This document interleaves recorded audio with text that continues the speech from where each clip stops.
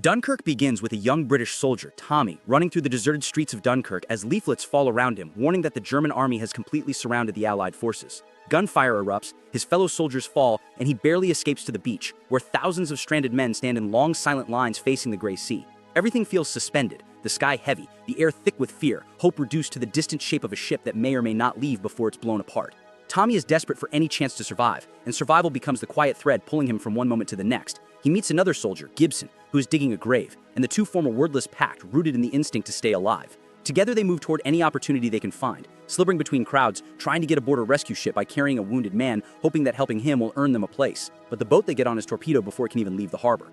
The water fills instantly with screams, metal, and panic. Tommy and Gibson claw their way back to the surface, clinging to anything that floats, pushed again onto the beach, where survival begins to feel like a cruel repetition. Out at sea, far from the beach, a civilian boat named the Moonstone sets sail from England. Dawson, a quiet older man with a steady resolve, takes the boat with his teenage son Peter and a friend named George. They join the civilian fleet called into action when the Navy runs out of ships large enough or safe enough to reach the stranded soldiers. The sea feels deceptively calm as they move toward the war, carrying nothing but life jackets, determination, and the haunting knowledge that many who left before them never returned.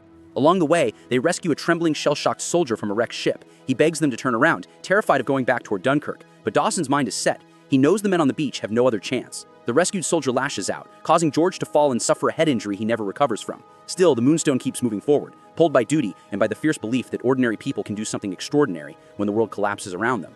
Above the water, in the vast open sky, two RAF Spitfire pilots fly toward the beach to protect the evacuation from the air. Ferrier and Collins glide through the clouds in planes that feel painfully fragile against the immensity of the war. Their fuel gauges are damaged, leaving them unsure how long they can stay in the fight.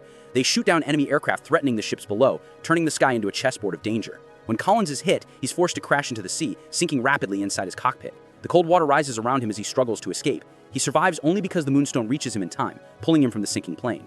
Ferrier, now alone, continues to defend the beach, knowing every second he stays in the air increases the chance he won't make it home again. On the sand, Tommy and Gibson join another soldier, Alex, and hide inside a grounded trawler waiting for the tide to rise. The boat becomes a claustrophobic trap as enemy soldiers use it for target practice, bullets punching through the hull, water seeping in.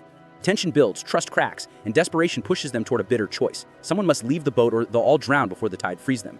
Gibson, who has been carrying a secret that he isn't who he claimed to be, ends up trapped underwater as the boat sinks. Tommy and Alex escape, dragged back into the sea once more. Survival is never a single moment. It is a series of close calls that leave them exhausted, numb, and hollowed out.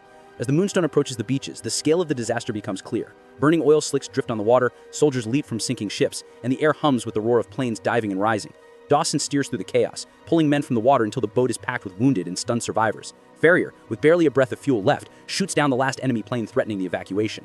His engine sputters, silent now, but he glides toward the beach, landing his Spitfire on the sand as soldiers watch in awe. He steps out of the plane as the sun lowers in the sky, knowing he will be captured, but also knowing he has done all he could. The film closes not with triumph, but with weary relief. Tommy and Alex return to England, where some celebrate them as heroes while others simply look at them with gratitude for surviving something unimaginable. Tommy reads a passage from a newspaper, all aloud, his voice quiet, unsure, and weighted with everything he has seen. On the beach, Ferrier's plane burns in the dusk as he is taken prisoner, the flames flickering like the last breath of the battle. Dunkirk becomes not a victory of force, but a victory of endurance, a moment where a nation held its breath and refused to let its soldiers be forgotten, a moment defined not by conquest, but by rescue, sacrifice, and the thin thread of hope that held long enough for thousands to live.